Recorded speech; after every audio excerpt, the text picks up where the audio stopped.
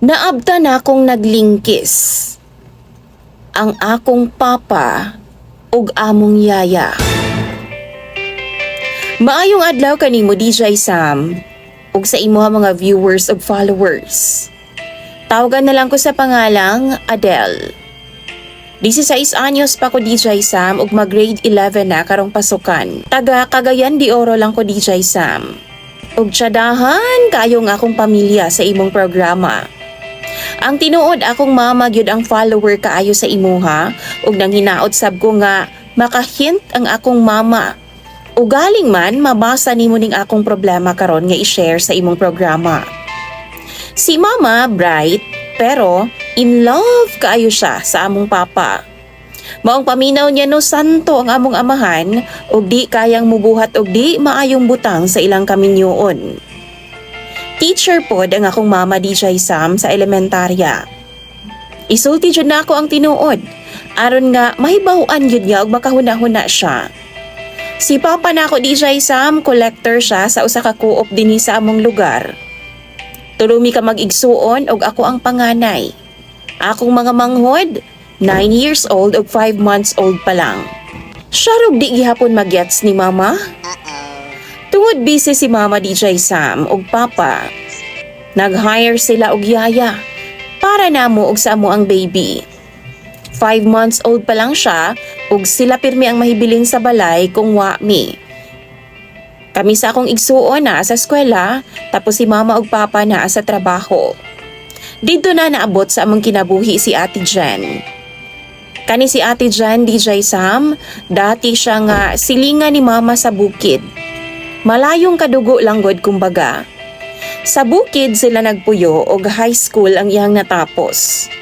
Nagplano pa gani si Mama DJ Sam ug Papa nga paeskwelahon siya kung naay makita nga Sunday school.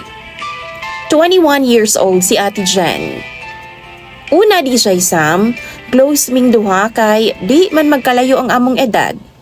Sabay mi manglaba, manghinlo, mananaw ug mga drama sa cellphone.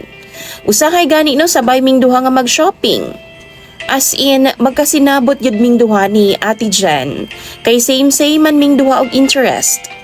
Pero, sige siyag ingon sa ako dati nga, liwat daw kaayo ko sa akong papa. Gwapo daw si Papa DJ Sam, ug ganahan daw kaayo siya. Pero wa ra na ako na ginapansin, kay syempre, wa man ko gawon na og dili maayo sa iyaha. Usahay sungugon pa gani na ako siya DJ Sam nga halaka, crush nimo akong papa no. Pero, dali kaayo siyang makabalibad. Muingon siya DJ Sam, simba ko diha oy. Wa rapod ko. Usahay na i-time nga maabda na ako sila sa lamesa nga magkaundungan DJ Sam.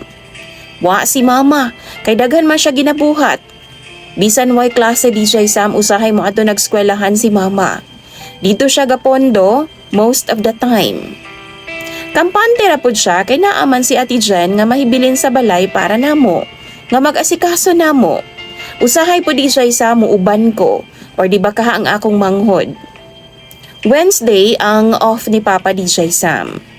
Termi siyang naa sa balay. One time, bago lang jud na hitabo, nag-practice mi og sayaw para sa among foundation. Sayo kong nahuman DJ Sam maong nipauli ko. Ingnon lang nako si Papa nga sunduon ang akong manghod. Kay ang out manggod nako ato nga time, 2:30 PM pa lang, nahuman nami. Tapos ang akong manghod 4 PM pa mo gawas. Kapoy kay hinulat sa gawas DJ Sam. Maong nipauli na lang kog una kay medyo gigutom man pod ko. Mingaw ang among balay pag abot nako DJ Sam. Pero naaman mi kanya-kanyang susi.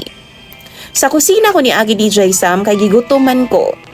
Actually kasagaran didto gyud mi nagaagi. Nangita ko kang Ate Jen, pero wa na ako siya mahagilap. Nagtuo na lang pod ko nga na malengke siya. Naghukad na lang kog ako DJ Sam. Ug dihang niadto ko sa sala aron mokuha og tubig sa water dispenser. Nakatunog kog panty sa salog. Klaro kaayong panty ni Ate Jen DJ Sam. Ako na lang pong gipunit. Kay nagtuo ko nga base na muka si Ate Jen og mga nilabhan DJ Sam. Siguro wala lang yan nabantayan nga nahulog na di ay ang panty. Anak man pud ko usahay. Kaso, nakadungog kog murag naamay naghinagwa ay sa sulod sa kwarto nila mama ug papa. Hinay kayo ang tingog DJ Sam kay aircon man ang among mga kwarto. Dili jud kaayo madungog. Samot nang di madungog ang kasika sa gawas. Pansin ako no, naa sa kwarto lagi nila mama ug papa ang medyo hungihong. Huna-huna na ako nakauli na di ay si mama. Ngano ka ha? Pero, pagtanaw na ako sa sala, wa man ang bag nga gigamit ni mama kaganinang buntag. Wa pod ang iyang sandals sa iyang butanganan. Nakulbaan ko DJ Sam ug ambot ba nga nung nisangko sa kunguna-huna nga basin si Ate Jen. Basig nagdala siyag uyab sa kwarto nila mama ug papa. Masuko gid ako mga ginikanan ana DJ Sam. Kay isa gyud na sa mga gibawal nila nga balaod sa panimalay. Gilili na ako sila sa bangag DJ Sam kay naa may gamay nga lungag bitaw nga gihimo nga akong 9 years old nga manghod. Kay kana gong mingawon siya ni Mama DJ Sam sa una, lilion ra niya ang nawong sa bangag. Kay masuko man si Mama kung isturbohon sa kwarto samtang gahimo siya og mga lessons. Pero dihang nidako-dako na nga akong manghod, gibut nga na lang na akong tape DJ Sam. Og that time, gitangtang na nako ang akong gibutang nga tape aron nga lilion ako ang mga tao sa sulod. Og na-shock yun ko DJ Sam. Akong nakita no, bantog na hilom dai sila kalit kay nagbitin-bitin dai sila sa salog. Klaro kaayo DJ Sam. Si Ate Jen ug papa nako mismo. Naglingki sa kama nila mama ug papa. Panganay ko DJ Sam. Og doon na po ko'y pagkamaldita, aminado ko diha. Mangwa gyud ko kaantos, nigawas ko sa kwarto, o gidukdok na ko ang pultahan sa kwarto nila mama. Wa gyud ko nihawa dito sa pultahan, hangto di sila manggawas. Gipaabot gyud nako silang manggawas sa DJ Sam aron makita nako ang ilang mga reaksyon. Bastos kay silang duha. Taod-taod nang gawas sila, mga 5 minutes siguro DJ Sam ang nilabay. Nag-explain si Papa nako sa nahitabo. Samtang si Ate Jen, nagduko-duko nga nilabay sa akoa. Ana pa si Papa, nagpahilot ra daw siya kang Ate Jen. Kay sakit daw kaayo ang iyang likod ug pabalik na daw siya sa iyang trabaho. DJ Sam, nakaingon gid ko sa kunahuna. Sure gid si Papa, buangon pa ko niya nga kita man kay nako ang tanan. DJ Sam, di nako mabalik og sulti isa-isa ang tanan nga nakita nako ngadto kang Papa. Kay luod gaayong tanan og hisgutan pagbalik. Sukad ato no, nisamot og kabuutan si Papa sa akoa. Tag 200 pesos na iyang ginahatag sa ako ang baon adlaw-adlaw. Gikan sa 50 pesos lang nga naandan. Paborito na kunuhay kaayo ko niyang anak. Pero dili na ako pwedeng pasakitan si Mama. Nakaibaw ko sa tinuo DJ Sam nga panghitabo. Wa na ko giistorya o ginapansin si Papa Jud.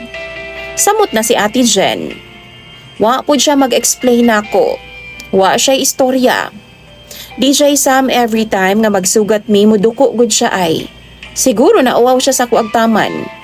Gusto kong musulti ni Mama sa ako nabalaan. Di na ko gustong itago sa iyaha ang tanan. Dili ko gustong padayon siyang lukuhon ni Papa. Labi pa DJ Sam nga dili lang kadto una og ulahing higayon. Labi pa DJ Sam nga dili kadto ang ulahing higayon. Pila ka beses na nga nasakpan na pod nako si Papa o si Ate Jen. Paminaw na ako no na mihasa sila. Kay wa na ko sila gisumbong kang Mama. Og paminaw nila okay sa ako Pero DJ Sam di ko halos makatug sa gabi tungod na konsensya ko. Tapos makita pa na ako nga malipayon kaayo nga akong pamilya kung mag-uban mi. Mura bitag perpekto nga way problema, nga way gibuhat nga dautan si Papa. Maayo pod ang treatment ni Mama kang Ate Jen. Kay wa man siya magdahom, nga kaya siyang ahason. DJ Sam, sa sitwasyon karon, ako ang naglisod. Ako ang nagpait. Kung unsay buhaton nako. Ana gani si Mama ni hugo daw ko. Alangan. Grabe man ang akong hunahuna ning akong problema karon. Please intawon sa mga viewers ni mo DJ Sam. Bata pa ko, pero grabe ang akong gilukdo nga problema sa akong pamilya.